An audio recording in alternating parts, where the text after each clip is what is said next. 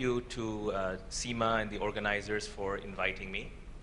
To share with you a little bit of context before I answer the question. I started and run a preschool group along with a gentleman, Anshul Arora, who used to run the Times of India group, and Eaton House International in Singapore, which, as Dr. Popat mentioned, is actually the official partner in Asia for Reggio Emilia.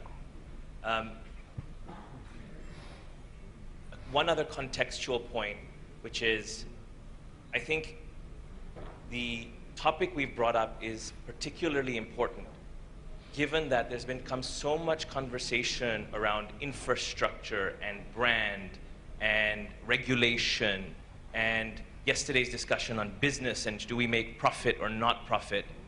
But if you look at the underlying piece of it all, for example, if a business is really going to make profit, it will make profit if it does a good job of its underlying mission. And its underlying mission is to educate young people. And so I think to focus the conversation on children is very, very apt. Now, often when I come to these conferences, I feel like we paint this very depressing picture. And all of you are looking at me the way that we often look at one another in conferences. And while I agree with many of the comments of my panelists, the question is, what can we really do about it? How do we look at this as an opportunity rather than a terrible state of affairs? And so maybe I can share with you a couple of things how we look at children and how we look at it in practice in classrooms that may or may, hopefully, one or two ideas that you may be able to take with you. So the first thing I think about is if you are going to support anybody, a wife, a child, an individual, you need to first understand that individual before you support that individual. So what does it mean to understand a child? So to understand a child, when we educate through the brain. Yet how much time do we think about brain research at that age of how children develop in order to make sure our interventions are effective? There's a very wide amount of research on brain development. We spend a lot of time with Harvard University. This organization started out of a paper I wrote at graduate school with a professor at Harvard. There's a wonderful amount of research which I'd encourage you to all look at. There's a couple of things that stand out in that research. One is the idea that, that you learn through experience. Right? So if you ask anyone, are you an expert on A, B, or C? You're an expert violinist, artist, architect, anything. And you ask them, how did they become that expert? More often than not, they talk about activity and experience, which really helped to form understanding. Right? Second, there's a terminology which Harvard uses called serve and return, call and response. And often when we do teacher training, I ask teachers, who is the one serving? Is it the teacher serving, or is it the child serving? Can I ask you that question as a group of, how many people think in an educational interaction the teacher is serving? Can you put up your hands? Great. And how many feel the child is serving? And the rest are not playing tennis?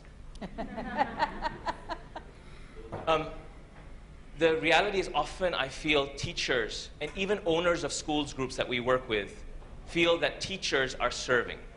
Meaning I am sharing with you what is right and I am telling you what to do. But reality is when you watch children, and I have young children, they are very inquisitive about very specific things. Like if you look at that book that Dr. Popat showed, that child is trying to understand something specific. Now either we work with that child to help them unravel their interest, or no, we force upon them what we want them to learn. And so these two principles about looking at the child leading a learning interaction as much as we lead, and second is to look at holistic experiential learning is very, very important. Now, I don't have much time, but I'll try and give you a couple of examples of how that may play out in a school. One is obviously, the one that's more obvious is curriculum and pedagogy.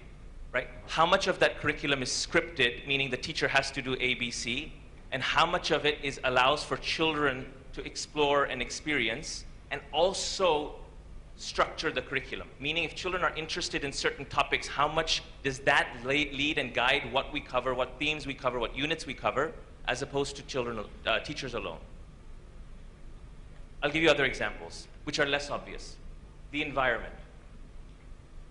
Normally, I don't think we give as much thought as we could to environments. If I want you to learn about something, and I want you to be interested in it, how do I set up, for example, in a classroom, a video, as Dr. Popat did, to get you interested about that topic? So every time, our classrooms look different every week. If we're interested in children learning about planets, the classroom looks like a sky. So they're automatically interested to lead an interaction in that discussion. I'll give you another example. Assessment. What does it mean to be child-centric in assessment? Often, let me give you a side example, if I can take a minute off. Let's say when we go on holiday, all of us love to go on holiday. When we travel and we come back, do we capture a bullet point saying it was good, or was it bad, or it was okay, or it was 6 out of 10, or here are my bullet points? Or if I look at my wife, she loves to collect these photographs of the experience. She collects these tickets. Sometimes she collects too much, where I wonder in our suitcase how much stuff we have. But then she makes these books out of capturing the whole travel experience. So now if we take that parallel to children, a child's learning is a whole experience which is magical. If you look at, for example, that video. When we look at assessment, can we look at ways to capture? So for example, in our schools, we make portfolios that with photographs, with commentary, with discussion, with children's work, to capture the overall development of that child as a whole, as an experience, as opposed to a simple 5 out of 10, 3 out of 10, 4 out of 10, good, bad, be demoralized. So the point I'm trying to get at is, first is, I think it's extremely important to have children at the center of it all, and if we do that, everything else will come, including the profit and the grades, etc. Second is, I think we must look at brain research and what it tells us about how children learn. And number 3 is translate that theory into actual practice in our classrooms to ensure what we're saying we're doing, we're actually doing. And if as a result of this, for example, one has to grow more slowly, we want to have lots of preschools all over the country, because that's impact, that's really, but if that growth is too fast that we can't control the quality to ensure we're delivering those things that we say, then maybe we need to slow down growth a little bit. If we're not able to find teachers with the kind of background to teach in an inquiry methodology, maybe we need to slow down a little bit. We send all of our principals to training in immersion programs in Singapore, for example, so that they really understand this methodology. Anyway, I could go on for a long time, but this is hopefully a little bit of a glimpse of how we look at child-centric education at our group. Thank you.